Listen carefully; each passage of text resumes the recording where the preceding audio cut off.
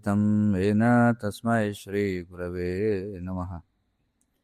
नम ॐ विष्णुपादाय कृष्णप्रेष्ठाय भूतले श्रीमते भक्तिविकासस्वामिनिति नामिने। नम ॐ विष्णुपादाय कृष्णप्रेष्ठाय भूतले श्रीमते भक्तिवेदान्तस्वामिनिति नामिने।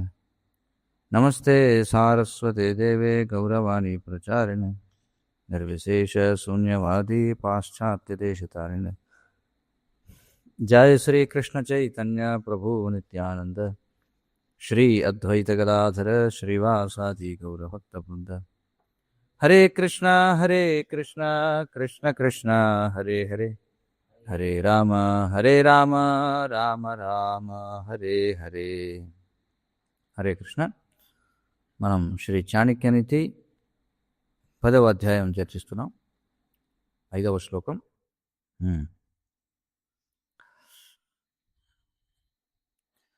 రంకం కరోతి రాజానం రాజానం రంకమేవ చ ధనినం నిర్ధనం చైవ నిర్ధనం ధనినం విధి.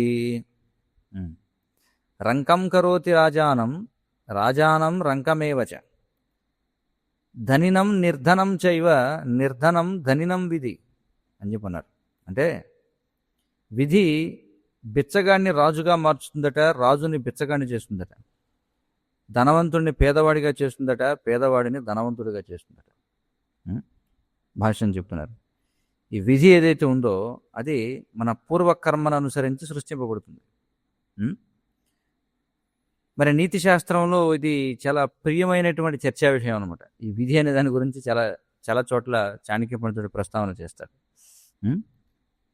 మరి బృహస్పతి ఈ విధి అనే దాని గురించి ఇంకా చాలా చక్కగా ఆయన విస్తృతపరుస్తాడు అనమాట. బృహస్పతి ఏం చెప్తారంటే, బృహస్పతి అంటే ఎవరు? దేవతల గురువు. ఆయన గరుడ పురాణంలో ఈ విధంగా చెప్తాడు. ఏమంటాడంటే, మనిషి తాను చేసుకున్నటువంటి పూర్వకర్మల యొక్క ఫలితములనే భోగిస్తూ ఉంటాడు. ఏదైతే అతడు పూర్వ జీవితంలో చేసుకున్నాడో దాని యొక్క ఫలితాలను ఇప్పుడు అనుభవిస్తున్నాడు అని గరుడ పురాణం 1:113-18 చెప్తుంది. తర్వాత ఒక వ్యక్తి ఆకాశంలోకి వెళ్ళినా లేదా అధోలోకానికి వెళ్ళినా, అంటే చాలా లోతుగా అధోలోకానికి వెళ్ళినా లేదా ఊర్ధ్వానికి వెళ్ళినా ఆకాశంలోకి, ఈ విశ్వంలో ఏ భాగానికి వెళ్ళినా తన కర్మ నిర్దేశించని దేనిని అతడు పొందడు అని చెప్పుకుంటున్నాడు. అంటే అతడు పైకి వెళ్ళినా కిందకి వెళ్ళినా ఈ విశ్వంలో ఏ మూలకు వెళ్ళినా అతని కర్మ ఎక్కడికి వెళ్ళామని నిర్దేశిస్తుందో అక్కడికి వెళ్ళగలడు, కానీ అన్యథా ఎక్కడికి వెళ్ళలేడు అని చెప్తున్నారు. తర్వాత మన కర్మ ఫలముగా జన్మించినటువంటి ఈ భౌతిక శరీరంలో వివిధ రకాల భ్రమలు, అంటే భౌతికమైనవి మరియు మానసికమైనటువంటివి, ఇవన్నీ కూడా ఏ విధంగా అయితే ఒక నిపుణుడైనటువంటి ధనుర్ధారి విసిరినటువంటి బాణాల్లాగా వెళ్ళిపోతుంటాయి ఇవన్నీ కూడా. చూడండి, అందుచేత మనిషి అనేటువంటి వాడు ప్రతిదాన్ని కూడా శాస్త్ర దృష్టితోనే చూడాలి అని చెప్తున్నారు. అవుతుంది కదా? ఎందుకనంట మన పూర్వకర్మ ఫలితంగా జన్మించినటువంటి భౌతిక శరీరం ఏదైతే ఉందో ఈ శరీరంలో వివిధ రకాల భ్రమలు, కొన్ని భౌతికమైన భ్రమలు, కొన్ని మానసికమైన భ్రమలు, ఇవన్నీ కూడా ఒకదాని తర్వాత ఒకటి బాణాల్లాగా దూసుకుపోతుంటాయట, ఎవరో ఒక నిపుణుడైన ధనుర్ధారి విసిరినట్టుగా. అందుకే మనిషి ప్రతిదాన్ని శాస్త్ర దృష్టితోనే చూడాలి అని చెప్పి అంటున్నారు. తర్వాత ఇంకా చెప్తున్నారు, మనం చేసేటువంటి పనులు ఏవైతే ఉన్నాయో అవి కాన్సిక్వెన్షియల్, అంటే మనం పూర్వం చేసినటువంటి పనుల యొక్క ఫలితంగా జరుగుతూ ఉంటాయి. మరి సీతాదేవి ఉన్నతమైనటువంటి, అంటే ఈ గ్రహాలన్నీ కూడా ఉచ్చ స్థితిలో ఉన్నప్పుడు ఆమెకు వివాహం అయింది. మరి ఆమె యొక్క లగ్నం ఏదైతుందో అది కూడా వశిష్ఠ ఋషి స్వయంగా నిర్ణయించాడు వివాహ లగ్నాన్ని. అయినా సరే ఆమె ఎన్నో దుఃఖాలను చూడాల్సి వచ్చింది. ఇంకేం చెప్తున్నారంటే, మన కర్మ ఫలితాలను అనుభవించేటువంటి సమయంలో మంగళప్రదమైనవి కావచ్చు లేదా శకునాలు కావచ్చు, అవి తమ యొక్క ప్రభావాన్ని చూపలేవు అని చెప్పుకుంటున్నారు. అంటే మనకి అనుభవించాలని రాసిపెట్టుంటాయి. దానికి ఉదాహరణ ఏం చెప్తున్నాడు ఇక్కడ? మరి సీతాదేవి గ్రహాలని ఉచ్చస్థితిలో ఉన్నప్పుడు, అలాగే వశిష్ఠ మహాముని స్వయంగా లగ్నాన్ని నిర్ణయించాడు. కానీ ఆమె ఎన్నో దుఃఖాలను అనుభవించాల్సి వచ్చింది. ఇది మనం అర్థం చేసుకోవాలి. మరి ఇక్కడ బృహస్పతి ఏదైతే శ్లోకాన్ని ప్రస్తావన చేశాడో గరుడ పురాణం నుండి, ఇక్కడ ఏమంటున్నారంటే సీతాదేవి ఆమె ఎవరు? స్వయంగా లక్ష్మీదేవి. ఆమె తన భర్త అయినటువంటి నారాయణునితో అంటే రామునితో కలిసి త్రేతాయుగంలో అవతరించింది. మరి ఈ విధమైనటువంటి శ్లోకాలు ఏవైతే ఉన్నాయో అవి మన ఉపదేశం కోసమే అని గుర్తుంచుకోవాలి. అంతేగాని నిజంగా వాళ్ళు కర్మ ఫలితాలను అనుభవిస్తున్నారని కాదు. మన ఉపదేశం కోసమే ఈ విధంగా మనకి చెప్తున్నారు. కానీ ఎవరైతే కొంతమంది ఈ రాముని యొక్క లీల ఏదైతే ఉందో అది భౌతిక ప్రకృతి యొక్క ప్రభావానికి గురైనటువంటిదని అనుకుంటారు, అలాగే ఈ కర్మవశాత్తు జరిగిందని అనుకుంటారు, వారు తమను తాము ఎన్నడూ కూడా ప్రకృతి యొక్క త్రిగుణాల నుంచి విముక్తి చేసుకోలేరట. ఎవరైతే భగవంతుడు కూడా స్వయంగా కర్మబంధనాల వల్ల పుడతాడు అనుకున్నవాడు, పూర్ణ పురుషోత్తమ భగవానుడు మరియు ఆయన యొక్క విస్తరణలు ఎవరైతే ఉన్నారో వారు ఎన్నడూ కూడా మనల్ని పీడించేటువంటి ప్రకృతి నియమాలు ఏవైతే ఉన్నాయో వాటికి ఎన్నడూ కూడా లోను కారు. వాళ్ళు ఎవరు? భగవంతుడు, ఆయన యొక్క విస్తరణలు ఎవరైతే ఉన్నారో, మనల్ని పీడించే ప్రకృతి నియమాలు ఏవైతే ఉన్నాయో, ప్రకృతి చట్టాలు ఏవైతే ఉన్నాయో వాటి చేత వాళ్ళు ఎప్పుడు కూడా ప్రభావితులు కారు.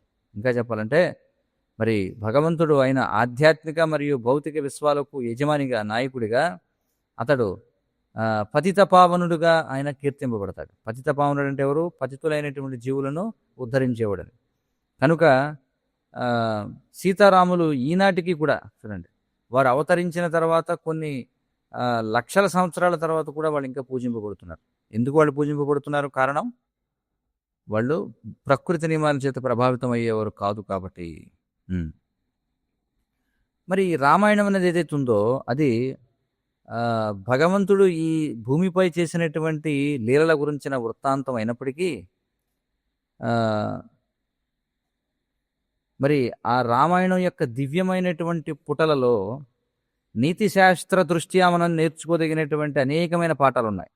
అలాగే అనేకమైనటువంటి కర్మ ఫలితాల గురించి మనం నేర్చుకోవచ్చు రామాయణం నుండి.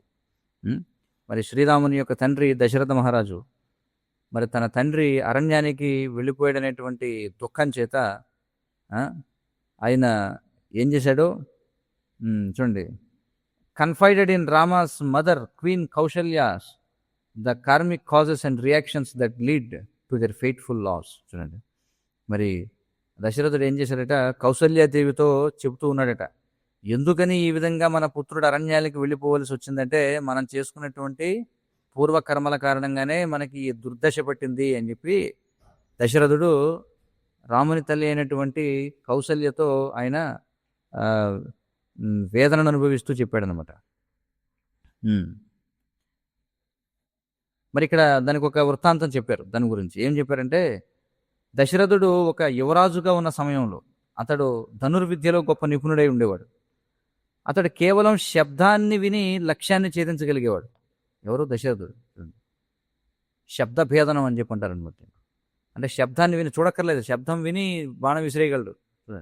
అలాంటి శబ్దభేది అనేటువంటి విద్యను తెలుసుకునేటువంటి వాడు. అయితే ఒకనాడు ఏమైంది, ఒక ఋషి వెళ్ళి ఒక కుండతో నీళ్లు ముంచుతున్నాడు అనమాట. నీళ్లు ముంచుతుంటే ఆ శబ్దం ఎలా అనిపించిందంటే సరయూ నదిలో నీరు త్రాగుతున్న ఏనుగు శబ్దంలాగా అనిపించి ఆయన ఏం చేశాడు? తన బాణాన్ని వదిలిపెట్టాడు ఆ చీకట్లోకి. మరి అది వెళ్ళి ఎవరిని సంహరించింది? ఎవరి హృదయంలో దిగబడింది? ఒక యువ ఏమంటారు, ఒక విద్యార్థి యొక్క హృదయంలో కూర్చుకుందనమాట. ఎవరైతే ఒక ఆశ్రమంలో ఉండేటువంటి ఒక సాధకుడు, మునిపుత్రుడు ఎవరైతే ఉన్నాడో మునిపుత్రుడి యొక్క హృదయంలోకి దిగబడింది. మరి శ్రవణ కుమార ఋషి అతని పేరు. అతడు మరణిస్తూ ఉండగా అతడు ఏం చెప్పాడంటే దశరథునితో, తన యొక్క ఈ ఒక్క బాణం ఏదైతే ఉందో అది ముగ్గురు అమాయకమైనటువంటి వారిని సంహరించింది. ఎందుకని అన్నాడంటే ఆ మాట, నువ్వు వేసినటువంటి బాణం నన్ను ఒక్కనే చంపలా, ముగ్గురిని సంహరించింది. ఎందుకంటే నా యొక్క ఆధారం పైనే నా వృద్ధులైనటువంటి గుడ్డివాళ్ళైనటువంటి తల్లిదండ్రులు జీవిస్తున్నారు అని చెప్పాడు. కాబట్టి నువ్వు వేసిన ఒక బాణం ముగ్గురిని చంపింది ఒకరిని కాదని చెప్పాను. ఇదంతా ఇప్పుడు చెప్తాడు దశరథుడు. రాముడు వెళ్ళిపోయినప్పుడు చెప్తాడనమాట. ఇదిగో మన కర్మ ఇలా పూర్వం ఏదో నేను చేశాను కాబట్టి ఇలా అయింది నా పరిస్థితి అని చెప్పి. మరి అయోధ్యకాండలో 63వ అధ్యాయంలో వాల్మీకి వివరిస్తాడు.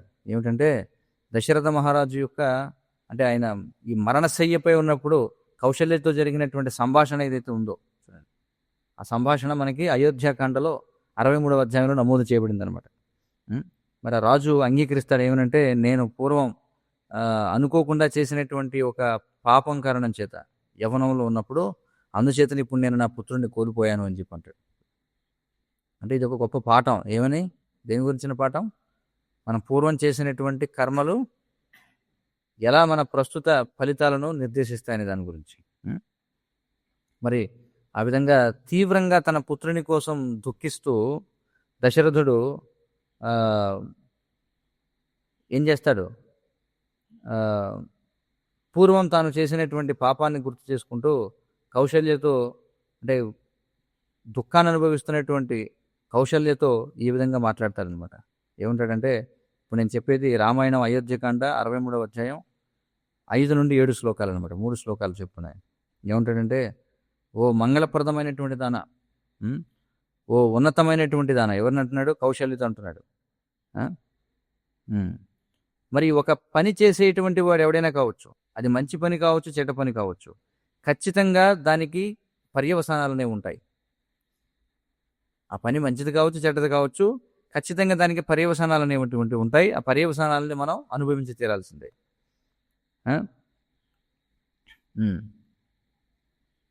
కాబట్టి ఎవరైతే ప్రయత్నం చేసేటువంటి సమయంలో చేయబోతున్నటువంటి ఆ ప్రయత్నం యొక్క ఫలితాలు ఏవైతే ఉన్నాయో అవి ఎంత మంచివి ఎంత చెడ్డవి అని పరిగణించలేనటువంటి వాడు ఎవడైతే ఉన్నాడో వాడు కేవలం మూర్ఖుడు మాత్రమే అని చెప్పి అంటాడు. అంటే మనం చేసే ఒక పని చేయబోతున్నామంటే దాని యొక్క పర్యవసానాలు ఎలా ఉండబోతున్నాయి అనేది వేరే చేసుకోవాలి. దీనివల్ల ఎంత మంచి వస్తుంది, ఎంత చెడు వస్తుంది, అలా ఆలోచన లేకుండా చేసేవాడు ఖచ్చితంగా మూర్ఖుడు అని చెప్పి దశరథుడు అంటాడు అనమాట. అది కాబట్టి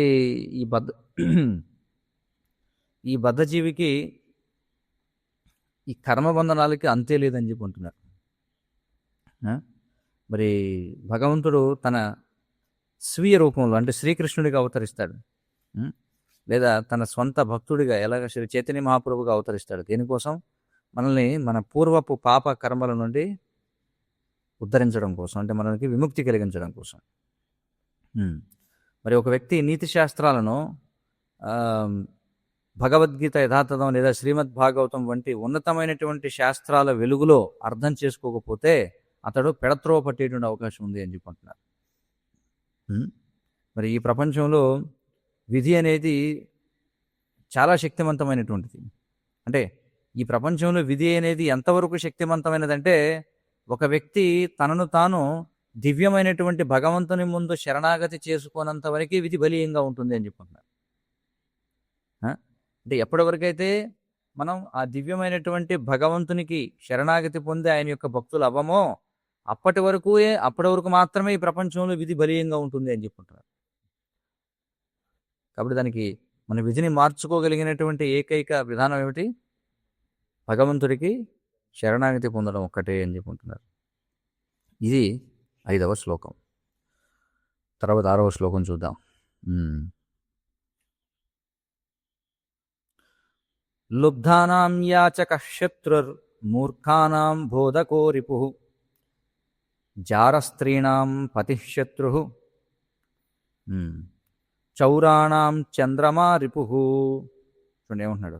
లుబ్ధానాం యాచకః శత్రుః మూర్ఖానాం బోధకో రిపుః జారస్త్రీణాం పతిః శత్రుః చౌరాణాం చంద్రమా రిపుః అని చెప్పుకుంటున్నాడు.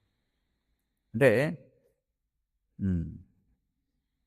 యాచకుడు ఎవరైతే ఉన్నాడో అతడు లోభి యొక్క శత్రువు అట. ఎందుకని? యాచకుడు లోభి యొక్క శత్రువు అట. అంటే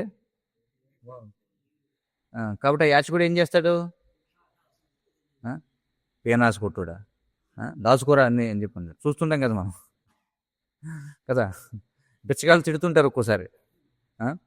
లేకపోతే మనం ఒక ట్రైన్‌లో చూసిన ఒక్కొక్కళ్ళు ఇలా ముట్టుకెళ్ళి వెళ్ళిపోతుంటారు. అన్నీ మొహం మొండ ఆ! కాబట్టి ఇక్కడ ఏమన్నాడంటే యాచకుడు లోభికి శత్రువట. హ్మ్. ఆహ్, మరి బోధకుడు మూర్ఖునికి శత్రువట. ఎందుకంటే మరి మూర్ఖునికి ఉపదేశం చేస్తే నచ్చదు కదా వాడికి. అందుకని మూర్ఖుడికి బోధకుడు శత్రువట. ఆ! ఆహ్, ఇంకేమంటున్నారంటే జారస్త్రీకి పతే శత్రువట. జారస్త్రీ అంటే ఏమిటి? కలుషితమైపోయినటువంటి భార్య. అంటే ఇతరులతో అక్రమ సంబంధం కలిగి ఉన్నటువంటి భార్యకి భర్తే శత్రువట. హ్మ్. అలాగే దొంగకి చంద్రుడు శత్రువట చూడండి.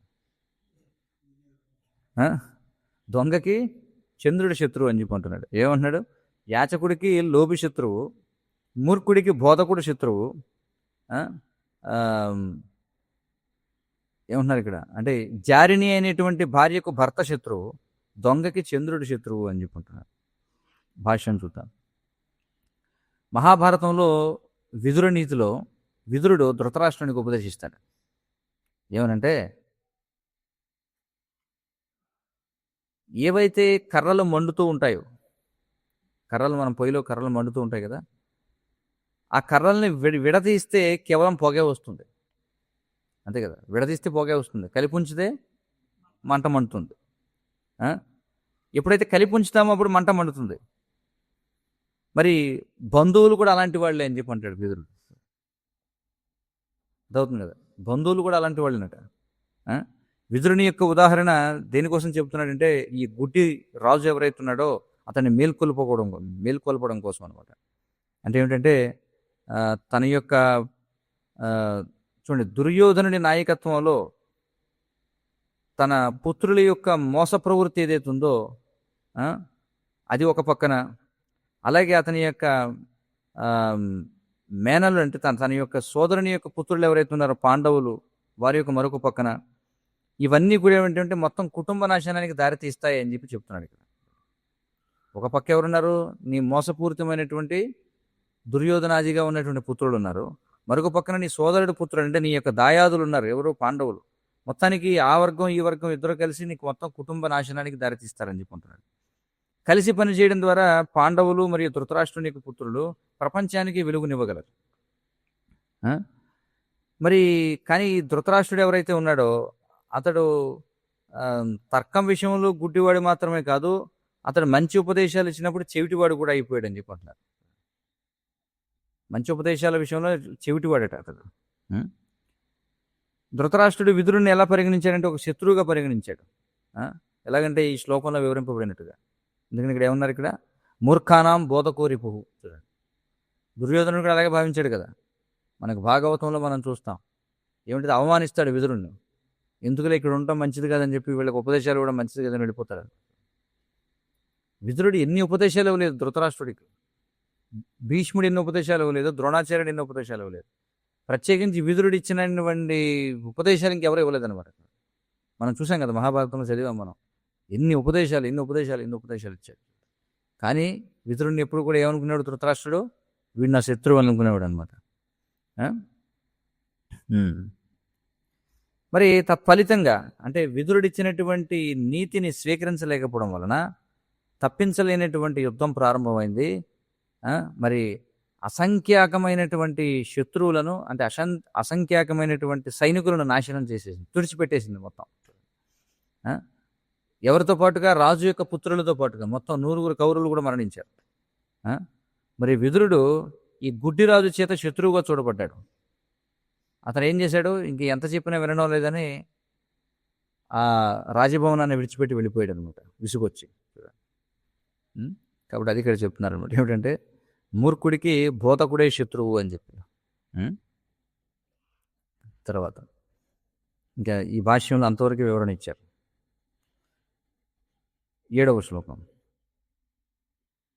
ఏషాం న విద్య న తపో న దానం జ్ఞానం చ శీలం జ్ఞానం న శీలం న గుణో న ధర్మ తే మర్త్యలోకే భువి భారభూత మనుష్య రూపేణ మృగాశ్చరంతి.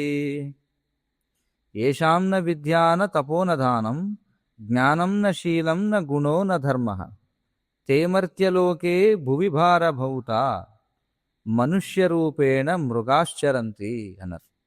అంటే ఎవరైతే విద్య లేనివారు, చూడండి, విద్య లేనివారు, తపస్సు లేనివారు, దానగుణం లేనివారు, అలాగే విజ్ఞానం లేనటువంటి వారు, విజ్ఞానం అంటే ఏమిటి, సాక్షాత్కరింపబడినటువంటి జ్ఞానం అది లేనివారు, వ్యక్తిత్వం లేనివారు, మంచి లక్షణాలు లేనివారు, ధర్మం లేనివారు, వీళ్ళందరూ కూడా భూమికి భారం అని చెప్పుకుంటున్నాడు. ఇంకా చెప్పాలంటే వీళ్ళందరూ కూడా పశువుల రూపంలో ఉన్నటువంటి మనుషులు అని చెప్పుకుంటున్నారు. మనుష్య రూపేణ మృగాశ్చరంతి, చూడండి, మనిషి రూపంలో సంచరించే మృగాలు వీళ్ళందరూ అని చెప్పుకుంటారు. ఎవరెవరట? విద్య, తపస్సు, దానగుణము, విజ్ఞానము, శీలము, అలాగే సద్గుణాలు, ధర్మము, ఇవి లేనివారు భూమికి భారం. వీరు మనిషి రూపంలో భూమిపై చరించే మృగాలు అని చెప్పుకుంటున్నారు.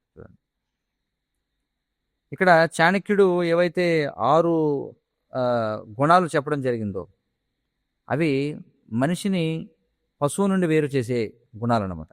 ఏమిటవి? విద్య, తపస్య, దానము, జ్ఞానము, శీలము, గుణము మరియు ధర్మము.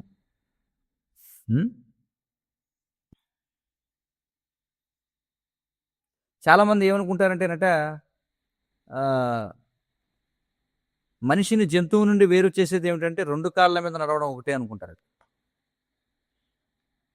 చాలామంది ఏమనుకుంటారట, జంతువు 4 కాళ్ళ మీద నడుస్తుంది, మరి దాని నుంచి మనిషిని వేరు చేసేది ఏమిటంటే కేవలం 2 కాళ్ళ మీద నడవడం ఒకటే అనుకుంటారట. కానీ ఇక్కడ చాణక్య పండితుడు ఏమని వివరిస్తాడంటే, మనుష్య రూపేణ మృగాహ అని చెప్పుకుంటున్నాడు. వాళ్ళందరూ కూడా మనుషుల రూపంలో ఉన్నటువంటి మృగాలు అని చెప్పి.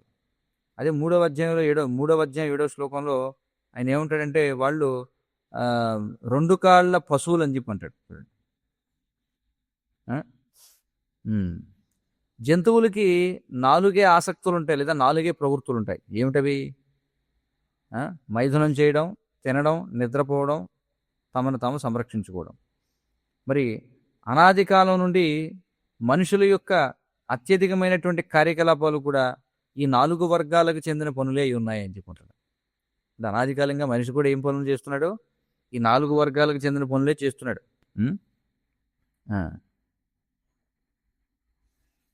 ఇంకేమంటున్నారు చూడండి, ఈ గ్రామాల యొక్క గ్రామ శివారుల్లో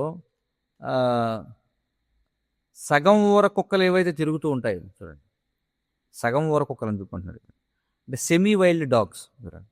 అంటే అప్పుడప్పుడు ఊళ్ళల్లో కూడా వస్తుంటాయి, వచ్చి వాటికి కావాల్సిన తినేసి వెళ్ళిపోతుంటాయి. బయటికి వెళ్ళగానే మళ్ళీ ఊర కుక్కల్లాగా ఉంటాయి. అంటే ఇక్కడ సగం ఊర కుక్కలు అంటే ఏమిటి? ఊరిలోనే బతికేవి కుక్కలు అని అర్థం.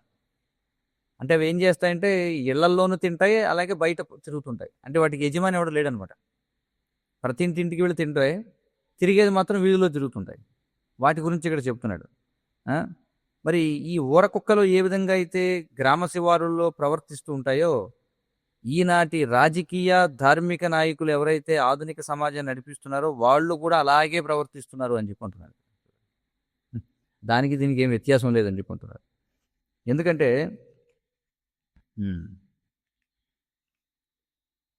ఈ ఊర కుక్కలు ఏం చేస్తాయట, తమను తాము సంరక్షించుకోవడం కోసం అన్నీ కలిసికట్టుగా ఉంటాయట.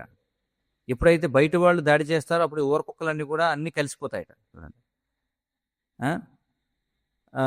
కానీ ఎప్పుడైతే వాటికి బయట నుంచి ముప్పు వాటిల్లనప్పుడు అవి ఏం చేస్తాయట, వాటిలో అవి ఏం చేస్తాయంటే ఒకదాని మీద ఒకటి కొట్టుకుంటూ అలా మురికిలు డొల్లాడుతూ ఉంటాయట. చూడండి, అలాగే ఈనాటి సంస్థలు, ప్రభుత్వాలు, బ్యాంకులు, ధార్మిక సంస్థలు వీళ్ళందరూ కూడా తమ యొక్క వ్యాపారాలను ఈ విధంగానే నిర్వహిస్తూ ప్రపంచాన్ని పాలిస్తున్నారు అని చెప్పుకుంటున్నారు. అంతే కదా. ఇప్పుడు ఏదైనా దేశంలో అంతర్గత కలహాలు వచ్చినాయి అనుకోండి, బయట నుంచి ఏదైనా దేశం దాడి చేస్తే మొత్తం అందరూ కలిసిపోతారు. అంతే కదా మనం చూస్తాం. దేశంలో బయట నుంచి ఏదైనా పాకిస్తాన్, ఇప్పుడు చూడండి, ఇప్పుడు ఉదాహరణకి పాకిస్తాన్ అనే దేశం ఉంది. ఆ పాకిస్తాన్ అనే దేశంలో ఇప్పుడు కూడా బలూచిస్తాన్ గురించి ఒకడు, లేకపోతే నార్త్ వెస్ట్ ఫ్రాంటియర్ ప్రావిన్స్ అనేవాడు ఒకడు, సింధ్ ఒకడు, పంజాబ్ ఒకడు, ఇలా ఎవరికి వాళ్ళు ఇప్పుడు కూడా అంతర్యుద్ధం జరుగుతూనే ఉంటుంది, కొట్టుకుంటూనే ఉంటారు. వీళ్ళందరూ ఏకం అవ్వాలంటే ఏం చేయాలి? భారతదేశం అనే భూతం రావాలన్నమాట. ఎప్పుడైతే భారతదేశం అనే భూతం వస్తుందో అందరూ ఏకమైపోతారు. అదే ఇక్కడ చెప్తున్నారు. ఈ కుక్కలు ఏం చేస్తాయట, బయట నుంచి ఏ ముప్పు లేదు, బయట నుంచి ముప్పు ఉంది అనుకున్నప్పుడు అన్ని కుక్కలు కలిసిపోతాయట గుంపుగా. కానీ బయట నుంచి ఏ ముప్పు లేదనుకున్నప్పుడు ఒకళ్ళ మీద ఒకళ్ళు పడి కొట్టుకుని రక్కుకుని మట్టిలో డొలుతుంటాయని చెప్పుకుంటున్నాను. శ్రీల ప్రభుపాదుల వారు ఈ విషయాన్ని 1976 సంవత్సరం సెప్టెంబర్ 7వ తేదీన బృందావనంలో శ్రీమద్ భాగవతం మొదటి స్కందం 7వ అధ్యాయం 8వ శ్లోకానికి ఇచ్చిన ప్రవచనంలో చెప్తారు. ఏమంటారంటే 4 కాళ్ల మృగాలు 2 కాళ్ల మృగాలు ఉన్నాయి. 4 కాళ్ల మృగాలని జంతువులు అంటారు. అంటే పిల్లులు, కుక్కలు, పులులు, ఆవులు, గాడిదలు వగైరా, అవన్నీ కూడా 4 కాళ్ల మృగాలు. మరి 2 కాళ్ల మృగాలు కూడా ఉన్నాయి, ద్విపాద పశువు అంటారు. అంటే ఇదేదో తయారు చేసింది కాదు, శాస్త్రంలో ఉంది దీని గురించి. ద్విపాద పశువు, ద్వి అంటే 2, పాద అంటే కాళ్ళు అని. కనుక ఏ మనిషి అయితే ఈ ప్రవృత్తి మార్గానికి ఆసక్తుడై ఉంటాడు, అంటే ఏమిటి, మైథునం, మాంసాహారం, మత్తు పదార్థాల స్వీకరణ, జోదం, అతడు ద్విపాద పశువు, 2 కాళ్ళ జంతువు అని చెప్పి అంటున్నారు.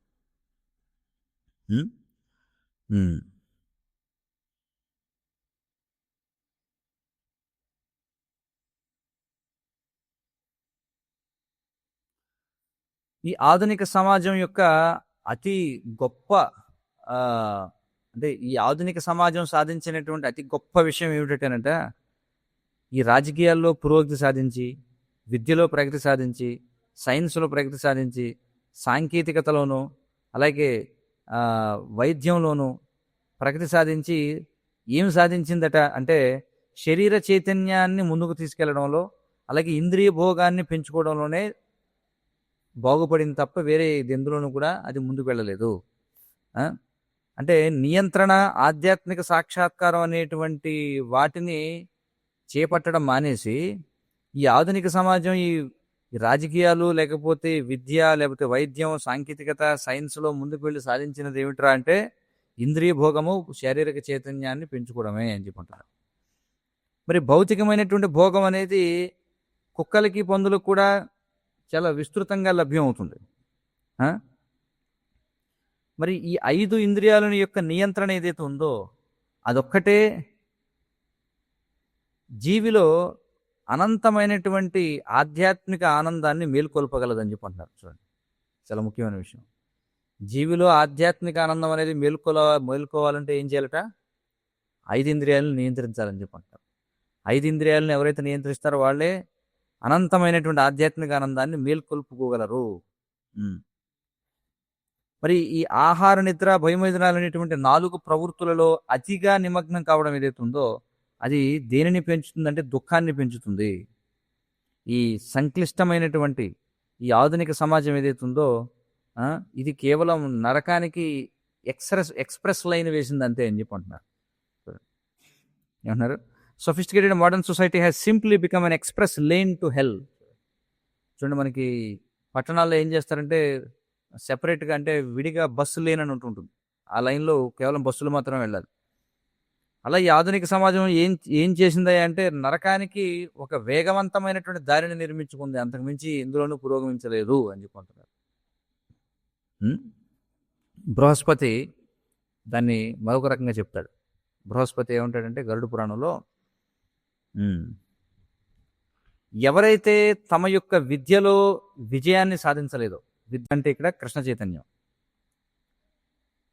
అర్థవుతుంది కదా, ఎవరైతే తమ యొక్క విద్యలో అంటే కృష్ణ చైతన్యంలో విజయాన్ని సాధించలేదో, అలాగే మంచి భార్యను సంపాదించలేదో, తగినంత సంపదను సంపాదించలేదో యవ్వనంలో ఉన్నప్పుడు, వారిని చూసి ఎప్పుడు కూడా జాలిపడాల్సిందే అని చెప్పుకుంటున్నాడు. ఎందుకంటే వాళ్ళు మానవ రూపంలో ఉన్నటువంటి మృగాలు అని చెప్పుకుంటున్నాడు. ఏమిటట? యవ్వనంలో ఉన్నప్పుడు, శరీరంలో శక్తి ఉన్నప్పుడు విద్యలో విజయం సాధించిన వాళ్ళు, అంటే కృష్ణ చైతన్యాన్ని పొందని వాళ్ళు, మంచి భార్యని పొందని వాళ్ళు, లేకపోతే తగినంత సంపదని పొందలేని వాళ్ళు ఎవరైతే ఉన్నారో వారిని ఎప్పుడు చూసి జాలిపడాల్సిందే. ఎందుకంటే వాళ్ళు మానవ రూపంలో ఉన్నటువంటి పశువులు అని చెప్పి అంటున్నాడు. తర్వాత 8వ శ్లోకం. అంతఃసార విహీనానాం ఉపదేశో న జాయతే మలయాచల సంసర్గాన్ వేణుశ్చాందనాయతే. చూడండి, అంతఃసార విహీనానాం ఉపదేశో న జాయతే మలయాచల సంసర్గాన్ నా వేణుశ్చందనాయతే అని చెప్పుకుంటారు. ఏమిటట అంటే ఏం చెప్తున్నారు?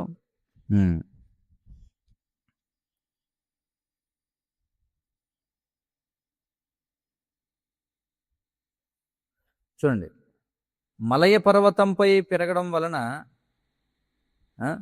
మలయ పర్వతం మీద పెరిగినంత చేతనే వెదురు కర్రలు ఏ విధంగా చందనముగా మారలేవో. ఎందుకంటే మలయ పర్వతాలు అనేవి దేనికి ప్రఖ్యాతిగాంచినవి? మలయ చందనం అని చెప్పుకుంటారు, చందనానికి ప్రసిద్ధిగాంచినవి. కాబట్టి మలయ పర్వతంపై పెరగటం మాత్రం చేతనే ఏ విధంగా వెదురు కర్రలు చందనపు చెక్కగా మారలేవో, అలాగే లోపల బుర్ర లేనివాడు, చూడండి, బుర్ర లేనివాడికి ఎంత ఉపదేశం ఇచ్చినా సరే వాడికి లాభం ఉండదని చెప్పుకుంటున్నాడు. బుర్ర లేనివాడికి ఎంత ఉపదేశం ఇస్తే ఏం ప్రయోజనం? అంటే లోపల ఏం లేదు, ఎంటీ హెడెడ్, లోపల ఖాళీగా ఉందన్నమాట. ఆ ఖాళీగా ఉన్నవాడికి మనం ఎంత చెప్పినా సరే ఏం ఉపయోగం లేదు. ఎలాంటిది ఇది అంటే ఊరికే మలయ పర్వతం మీద పెరిగినంత మాత్రాన ఎదురు కర్రలు చందనపు చెక్క అయిపోతాయా అని చెప్పుకుంటున్నాడు. చూడండి, భాష్యం. నీతి శాస్త్రం ఇలాంటి ఎన్నో ఉదాహరణలు ఇస్తుంది. ఒకే సరస్సులో ఉన్నంత మాత్రం చేత కొంగ హంసగా మారిపోదు అని చెప్పి అంటాడు. అంటే హంసలున్న మడుగులో తిరిగినంత మాత్రం చేత కొంగ కూడా హంసగా మారిపోతుందా? మారదు. అలాగే 100 సార్లు స్నానం చేసినంత మాత్రాన గాడిద గుర్రంగా మారిపోతుందా అని అంటున్నాడు. 100 సార్లు కడిగినా గాడిద గుర్రంగా మారదు కదా. అలాగే ఎంత రుద్దినా సరే బొగ్గు నల్లగానే ఉంటుంది. ఇక్కడ చాణక్య పండితుడు ఈ అభక్తులైన వారికి ఇచ్చే ఉపదేశం గురించి మాట్లాడుతున్నాడు. అంటే మనం ఇచ్చేటువంటి ఉపదేశం అభక్తులపై ఎలా అది నిరర్ధకం అయిపోతుందో చెప్తున్నాడు ఇక్కడ.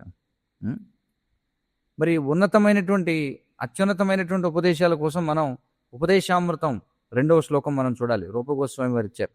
మరి ఉపదేశామృతం 2వ బిందువులో ఆయన ఏమని ఉపదేశిస్తున్నారు, ఏ విధంగా భక్తియుత సేవలో మనం ముందుకు వెళ్ళొచ్చో ఉపదేశిస్తున్నారు. ఏమంటున్నారు ఆయన? అత్యాహార ప్రయాసశ్చ ప్రజల్పో నియమాగ్రహ జనసంగశ్చ లౌల్యంచ షడ్భిర్భక్తిర్ వినశ్యతి అని చెప్పుకుంటున్నారు. ఈ 6 కూడా భక్తిని నాశనం చేస్తాయని చెప్పుకుంటున్నారు. ఏమిటవి అంటే అత్యాహారం అంటే అతిగా తినడం, ప్రయాస అంటే అనవసరమైనటువంటి వస్తువులను సంపాదించడానికి అతిగా పరిశ్రమ చేయడం, అలాగే ప్రజల్ప అంటే ఊరికే ఖాళీగా సోదిగా మాట్లాడుకోవడం, నియమాగ్రహ అంటే ఏమిటి? గుడ్డిగా నియమాలను అనుసరించడం లేదా శాస్త్ర నిర్దేశాలను ఉల్లంఘించడం, ఏదైనా కావచ్చు. జనసంగము అంటే ప్రాపంచికమైనటువంటి వాళ్ళతో సాంగత్యం చేయడం, అలాగే లౌల్యము అంటే ఏమిటి? లౌకికమైనటువంటివి ఏవో పొందాలని తీవ్రమైనటువంటి ఆసక్తి కలిగి ఉండడం. ఈ 6 ఏం చేస్తాయి? భక్తిని నాశనం చేస్తాయి అని చెప్పుకుంటున్నాడు. అదనమాట. తర్వాత 9వ శ్లోకం చూడండి. యస్య నాస్తి స్వయం ప్రజ్ఞా శాస్త్రం తస్య కరోతి కిం లోచనాభ్యాం విహీనస్య దర్పణః కిం కరిష్యతి. ఏమంటున్నాడు చూడండి. యస్య నాస్తి స్వయం ప్రజ్ఞా శాస్త్రం తస్య కరోతి కిం లోచనాభ్యాం విహీనస్య దర్పణః కిం కరిష్యతి. స్వంత బుద్ధి లేని వాడికి శాస్త్రాల వల్ల ఏమిటి విలువ అని చెప్పుకుంటున్నాడు.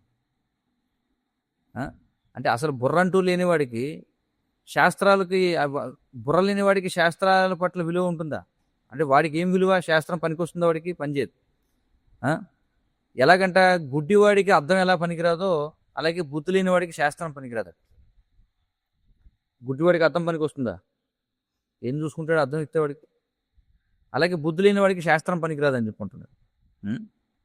కాబట్టి పూర్వ శ్లోకపు నేపథ్యాన్ని కొనసాగిస్తూ చాణక్య పండితుడు ఏమంటున్నాడంటే చూడండి, యస్య నాస్తి స్వయం ప్రజ్ఞ అంటే స్వీయ బుద్ధి లేకపోతే, అంటే ఇక్కడ చెప్తున్నారు స్వీయ బుద్ధి లేకపోవడం అనేది ఎలా నిరుపయోగం అనేటువంటి దాని గురించి వివరిస్తున్నాడు అనమాట. Those without sufficient brain power, చూడండి, తగినంత బుద్ధి లేని వాళ్ళ గురించి వివరిస్తున్నాడు ఇక్కడ. అగ్ని ఏం చేస్తుంది? వెంటనే గడ్డిని దగ్ధం చేస్తుంది. కానీ పచ్చగడ్డి కాలాలంటే సమయం పడుతుంది. తడిసిపోయినటువంటి గడ్డి ఏదైతే ఉందో దానిని కాల్చడం అనేది దాదాపుగా అసాధ్యం. చూడండి ఏమంటున్నారు, ఎండుగడ్డి వెంటనే అంటుకుంటుంది, పచ్చగడ్డి సమయం పడుతుంది, తడిసిపోయిన గడ్డి కాలనే కాలదు. అలాగే ఎవరైతే మంచి మేధస్సు కలిగి ఉంటారో, ఎవరైతే సత్వగుణంలో ఉంటారో వారు శాస్త్ర బోధనల వైపు సహజంగానే మళ్ళుతారు, సహజంగానే ఆకర్షితులు అవుతారు శాస్త్ర బోధనల వైపు. కాబట్టి అలాంటి వారికి అయితే ఏమంటే రజోగుణంలో ఉన్నవారు ఎవరైతే ఉంటారో వాళ్ళకి మనం జ్ఞానాన్ని ఇవ్వాలంటే చాలా గొప్ప ప్రయత్నం చేయాలట. మరి ఇక్కడ వివరించినట్టుగా ఎవరైతే తమో గుణంలో ఉంటారో వారికి అసలు జ్ఞానాన్ని ఇవ్వడం అనేది అసాధ్యం అని చెప్పుకుంటారు. అంటే సత్వగుణంలో ఉన్నవాడు సహజంగానే శాస్త్రవచనాల వైపు ఆకర్షితుడవుతాడు. రజోగుణంలో ఉన్నవాడికి నేర్పాలంటే చాలా ప్రయత్నం చేయాలి, శ్రమించాలి. ఇక తమో గుణంలో ఉన్నవాడి గురించా అసాధ్యం అని చెప్పుకుంటారు వాడికి బోధించడం. అది ఇక్కడ విషయం. 10వ శ్లోకం. దుర్జనం సర్జనం కర్తుం ఉపాయో నహి భూతలే అపానం శతధా ధౌతం న శ్రేష్టం ఇంద్రియం భవేత్. చూడండి ఏమంటున్నాడు, దుర్జనం సజ్జనం కర్తుం ఉపాయో నహి భూతలే అపానం శతధా ధౌతం న శ్రేష్టం ఇంద్రియం భవేత్ అని చెప్పుకుంటున్నారు.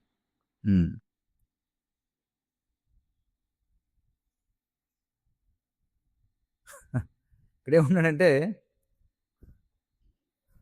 మన యొక్క వెనక భాగం అంటే ఏమిటి? అపానం అని చెప్పుకుంటున్నాడు. అపానం అంటే ఏమిటి? గుదము. గుదమును 100 సార్లు కడిగినా అది ముఖంగా మారిపోదు.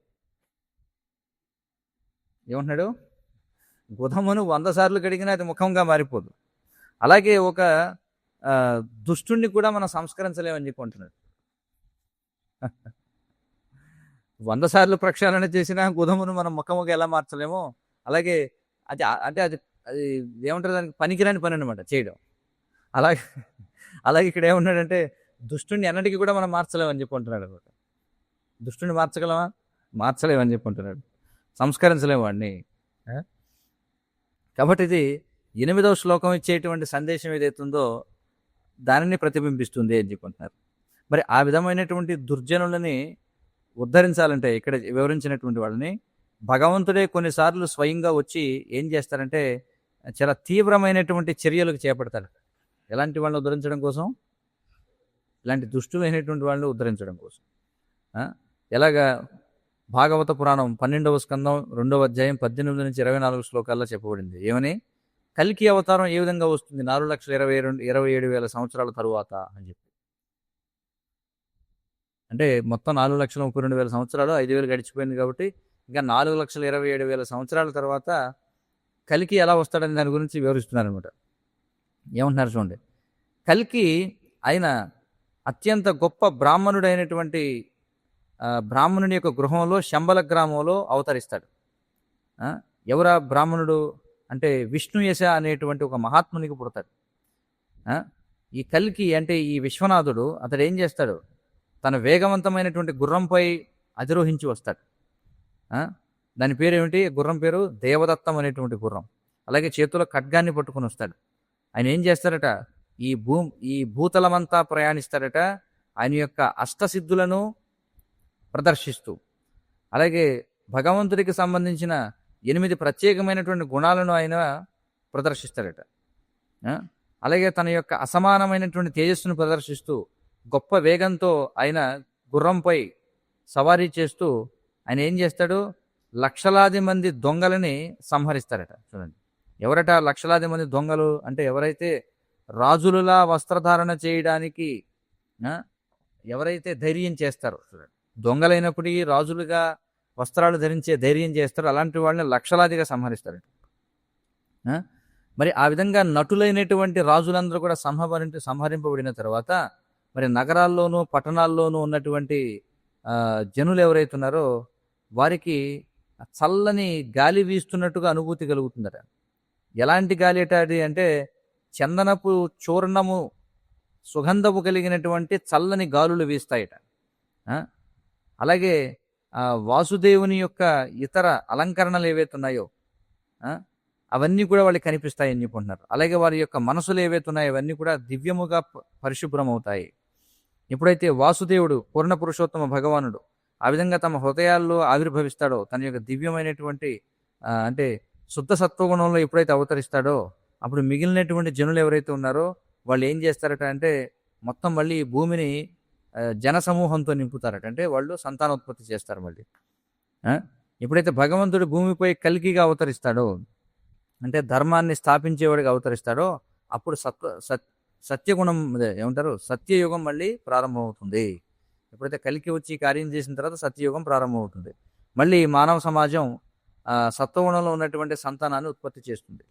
ఎప్పుడైతే చంద్రుడు, సూర్యుడు, అలాగే బృహస్పతి అంటే గురుగ్రహం వారందరూ కూడా కర్కాటక రాశిలో ఉంటారో, ఆ ముగ్గురు ఎప్పుడైతే ఒకేసారి ఈ పుష్య నక్షత్రంలోకి ప్రవేశిస్తారో ఖచ్చితంగా ఆ సమయంలో సత్యయుగం అనేది లేదా కృతయుగం అనేది మళ్ళీ ప్రారంభమవుతుంది అని చెప్పంటారు. చెప్పేశారు ఎలాంటి గ్రహస్థితులు ఏర్పడాలి. అప్పుడు ఎలాంటి గ్రహస్థితులు ఏర్పడతాయట ఇక్కడ ఏమంటున్నారు? చంద్రుడు, సూర్యుడు, అలాగే బృహస్పతి ముగ్గురు కలిసి కర్కాటక రాశిలో, అది కూడా పుష్య నక్షత్రంలో ప్రవేశిస్తారట. అప్పుడు ఈ కృతయుగం ప్రారంభమవుతుంది అని చెప్పి మనకి చెప్పడం జరిగింది. తర్వాత 11వ శ్లోకం.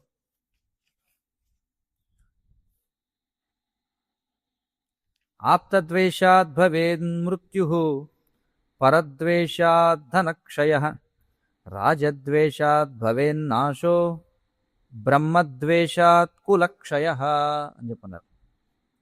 ఆప్తద్వేషాద్ భవేన్ మృత్యుః పరద్వేషాద్ ధనక్షయః రాజద్వేషాత్ భవేన్నాశో బ్రహ్మద్వేషాత్ కులక్షయః అని చెప్పన్నారు. అంటే గొప్పవారిని నిందించడం వల్ల మరణం దాపురిస్తుందట. అంటే వరిష్ఠులైనటువంటి వారు ఎవరైతే ఉన్నారో వారి పట్ల అపరాధం చేస్తే, వారిని ద్వేషిస్తే, ఉన్నతమైన వారిని ద్వేషిస్తే మరణం వస్తుందట.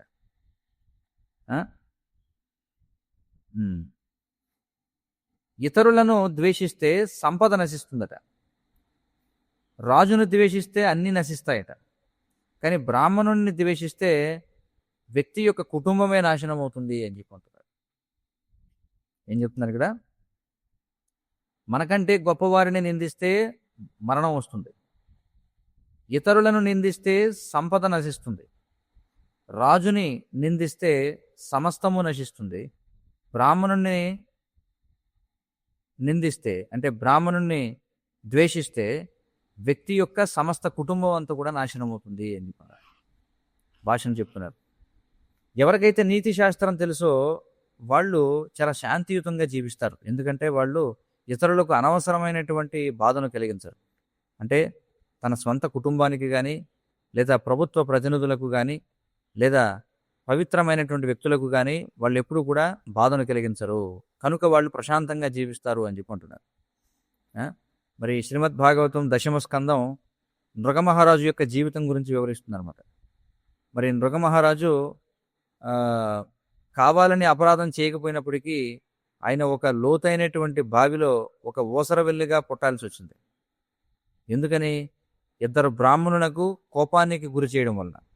ఎందుకంటే ఆయన ఒక ఆవుని దానం ఇచ్చినప్పుడు ఏం చేసిందంటే ఆ ఆవు ఏం చేసిందంటే మళ్ళీ వెనక్కి వచ్చేసింది అనమాట ఇంకో గుంపులో.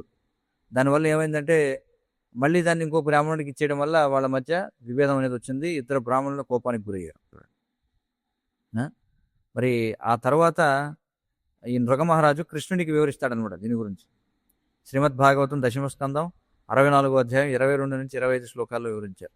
ఏమంటాడంటే, ఓ దేవాదిదేవా, ఓ విశ్వనాథ, ఈ యమరాజు యొక్క భటులు ఎవరైతే ఉన్నారో ఆ విధంగా ఏర్పడినటువంటి అవకాశాన్ని ఉపయోగించుకొని వారు నన్ను తమ ధామానికి లాక్కెళ్ళిపోయారు.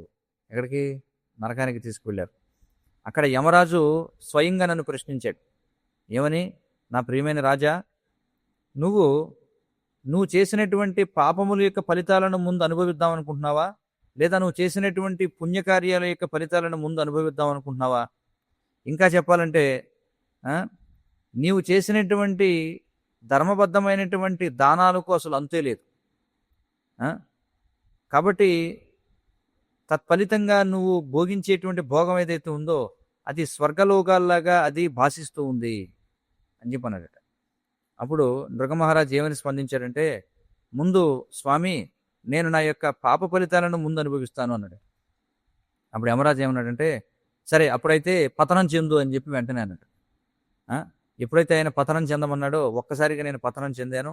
మరి పతనం చెందుతూ ఉన్నప్పుడు నేను ఒక ఊసరవెల్లిగా మారుతూ ఉండడం చూశాను అని చెప్పుకుంటాడు. అంటే పతనం చెందే సమయంలోనే అతని శరీరం ఊసరవెల్లిగా మారిపోతూ ఉంది. ఓ కేశవ, మరి నీ యొక్క సేవకునిగా నేను బ్రాహ్మణుల పట్ల అంకిత భావం కలిగి ఉన్నాను. వారి పట్ల ఎప్పుడు కూడా దాన స్వభావాన్ని కలిగి ఉన్నాను. నేను ఎప్పుడు కూడా నీ యొక్క సమక్షం కోసమే నేను ఎప్పుడు కూడా కోరుకుంటూ ఉండేవాడిని. అందుచేత ఇప్పటి వరకు నేను నా యొక్క పూర్వ జీవితాన్ని మర్చిపోలేదు అందుకే అని చెప్పుకుంటున్నాను. అంటే నేను నీ పట్ల ఎప్పుడు కూడా భక్తి భావాన్ని కలిగి ఉన్నాను కాబట్టి నా గతాన్ని మర్చిపోలేదు నేను అని చెప్పుకుంటున్నాను. మరి నృగమహారాజు యొక్క పుణ్యం అతన్ని సంరక్షించింది. ఏమైనప్పటికీ అంతిమంగా అతడు స్వయంగా కృష్ణుని యొక్క చేతితో రక్షించబడ్డాడు. కృష్ణుడే స్వయంగా రక్షించాడు అతను. శ్రీ చైతన్య చరితామృతం మనకి గోపాల చక్రవర్తి అనేటువంటి ఉన్నత కుటుంబానికి చెందినటువంటి బ్రాహ్మణుని గురించిన వృత్తాంతాన్ని వివరిస్తుంది అనమాట. ఈ గోపాల చక్రవర్తి అనేటువంటి ఈ ఉన్నత కుటుంబంలో జన్మించిన బ్రాహ్మణుడు నామాచార్యుడైనటువంటి హరిదాస్ ఠాకూర్ని నిందించాడు, చూడండి, దూషించాడు అనమాట. ఎవరు? గోపాల చక్రవర్తి హరిదాస్ ఠాకూర్ని దూషించాడు. జనులందరి ముందు చక్రవర్తి ఏం చేశాడంటే, ఈ గోపాల చక్రవర్తి ఈ చూపుడు వేలిని హరిదాసు వైపు చూపించారట. చూపించి ఈ నామాచార్యుడు ఎవరైతే ఉన్నాడంటే హరిదాస్ ఠాకూర్, అతనికి అసలు ఈ భక్తితత్వం గురించి ఏమీ తెలియదని చెప్పి ఎగతాళి చేశాడు. మరి ఆ విధంగా చేయడం వల్ల ఏమైందంటే వెంటనే అతనికి కుష్టు వ్యాధి వచ్చిందనమాట. చూడండి, వెంటనే ఏ వేలైతే చూపించాడో ముక్కుసూటిగా ఆ వేలుకి ముక్కుకి కుష్టు వ్యాధి అంటుకుందట. చూడండి, మరి చాణక్య పండితుని యొక్క వాక్కులు ఏవైతే ఉన్నాయో ఏమిటవి? బ్రహ్మద్వేషాత్ కులక్షయ. అంటే దాని అర్థం ఏమిటంటే బ్రాహ్మణుడిని దూషిస్తే వ్యక్తి యొక్క కుటుంబం పూర్తిగా నాశనం అయిపోతుంది. చూడండి, ఎవరి పట్ల మనం అపరాధం చేసినా మరి ఇంకా ఉన్నతమైనటువంటి వైష్ణవుల గురించి ఏం చెప్పాలి? అందుకే ఇతరులు ఎవరి పట్ల మనం దూషణ భావం కలిగి ఉండకూడదు, ఇంకా ఉన్నతమైనటువంటి వైష్ణవుల పట్ల అసలే ఉండకూడదు అని చెప్పుకుంటారు. ఎట్టి పరిస్థితుల్లో అన్ని అట్ ఎనీ కాస్ట్, అంటే ఏ విధంగా అయినా సరే వైష్ణవుల పట్ల మనం దూషణ భావంతో మాట్లాడకూడదు అని చెప్పుకుంటారు.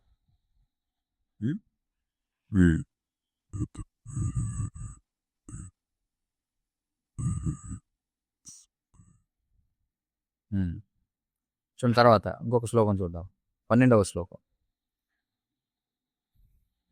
వరం వనం వ్యాఘ్ర గజేంద్ర సేవితం ద్రుమాలయం పత్ర ఫలాంబుసేవనం తృణేషు శయ్యా శతజీర్ణవల్కలం నబంధు మధ్యేదన హీన జీవనం.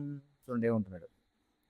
వరం వనం వ్యాఘ్ర గజేంద్ర సేవితం ద్రుమాలయం పత్ర ఫలాంబుసేవనం తృణేషు శయ్యా శతజీర్ణవల్కలం నబంధు మధ్యే ధనహీన జీవనం అని చెప్పుకుంటాడు.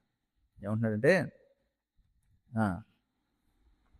పులులు ఏనుగులు ఉండేటువంటి అరణ్యంలో ఒక చెట్టు కింద జీవించడం మేలట. చూడండి, పులులు సింహాలతో కూడి ఉన్నటువంటి అరణ్యంలో ఒక చెట్టు కింద దొరికినటువంటి పండ్లు తింటూ, సెలయేర్లలో నీరు త్రాగుతూ, గడ్డిపోయి నిద్రపోతూ, వృక్షాల నుంచి వచ్చినటువంటి వల్కలమును ధరించి జీవించడం మేలు. దేనికంటే పేదరికంలో బంధువుల మధ్య జీవించే కంటే అని చెప్పుకుంటారు. పేదరికం వచ్చినప్పుడు బంధువులతో జీవించే కంటే ఈ విధంగా చెట్ల నుంచి వచ్చేటువంటి వల్కలమును కట్టుకుని గడ్డిపోయి నిద్రపోతూ, సెలయేర్లలో నీటిని త్రాగుతూ, దొరికిన పళ్ళు తింటూ, ఏనుగులు పులుల చేత ఆ, ఆ, నివసితమైనటువంటి అరణ్యంలో ఒక చెట్టు కింద జీవించడం మేలు పేదరికంలో బంధువులతో జీవించే కంటే అని చెప్పుకుంటున్నాడు. భాష్యం ఏమంటున్నారంటే, ఒకసారి మా గురు మహారాజా అంటే శ్రీల ప్రభుపాదుల వారు ఆ, ఉమ్, ఒక వృత్తాంతాన్ని చెప్పారట. ఎవరి గురించి?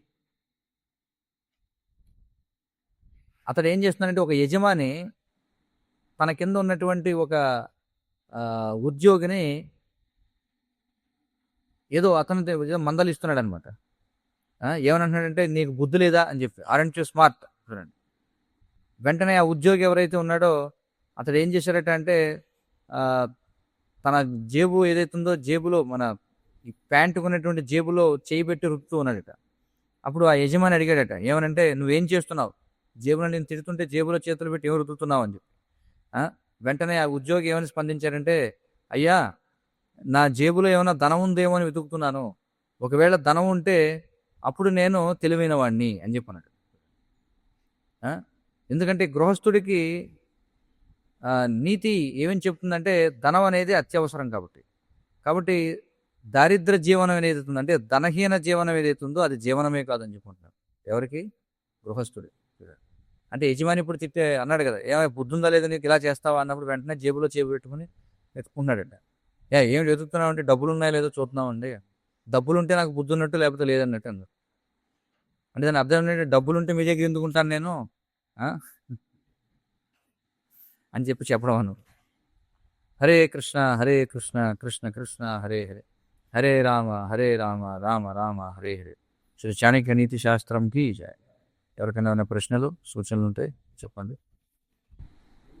లేదంటే ఈనాటికి సెలవు. శంబల అనేటువంటి గ్రామం, అవును ఉంది,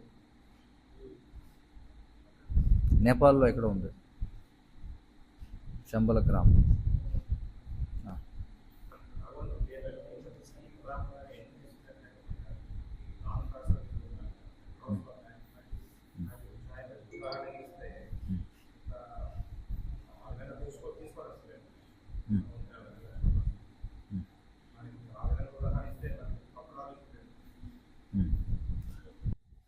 అందులో ఇక్కడ ఏం చెప్తున్నారంటే, నీతి శాస్త్రాన్ని కూడా మనం అది కూడా గురు శిష్య పరంపరలో అర్థం చేసుకోవాలి, లేకపోతే తప్పుగా అర్థం చేసుకోవాలి. అందుకే ఇక్కడ ఏం చెప్పారంటే, నీతి శాస్త్రాన్ని కూడా భగవద్గీత భాగవతం యొక్క వెలుగులో అర్థం చేసుకోవాలి అని చెప్పన్నారు. అంటే దానికి వివరణ మనం తీసుకోవాలన్న. ఇలాంటివి చాలా ఉంటాయి సామె. ఎలా అంటే, ఆ వాసుదేవుడు అంతటి వాడే గాడిద కాళ్ళు పట్టుకున్నాడు అని చెప్పి సామెత. ఇలాంటివి చాలా ఉంటాయి. అయితే వాస్తవానికి మనం వాల్మీకి రామాయణం ఉంది ఉదాహరణకి. వాల్మీకి రామాయణం యొక్క 18 ముఖ్య బోధనల గురించి మనకు శాస్త్రాల్లో వివరించారు. అందులో ఒక బోధన ఏమిటంటే, భగవంతుడే స్వయంగా భూమిపై అవతరించినా ఆయన కూడా కష్టాలు పాలవ్వాల్సిందే అని చెప్తారు. కాబట్టి ఆ విధంగా ఉదాహరణలు తీసుకుని అంటే అక్కడ దాన్ని అంటే దాంట్లో ఉన్నటువంటి అంతరార్థాన్ని స్వీకరించాలి. అందుకే ఇలాంటివన్నీ కూడా మనం పెద్దల నుంచి వినడం మేలు, మనకు మనం అధ్యయనం చేసే. హరే, ఇంకేమైనా ప్రశ్నలు ఉన్నాయి ఎవరికైనా? సరే, శ్రీ చాణక్య నీతి శాస్త్రంకి జయ. జగద్గురు శ్రీల ప్రభుపాద్ की जय. वांछा कल्पतरुभ्यश्च कृपा सिन्धुभ्यः च पतितानां पावनेभ्यो वैष्णवेभ्यो नमो नमः. संसार दावानन्दनिरलोका प्राणाय कारुण्य घनाघनत्यम् सकलनगुणार्णवस्य वन्दे गुरश्रीचरणारविन्दम्.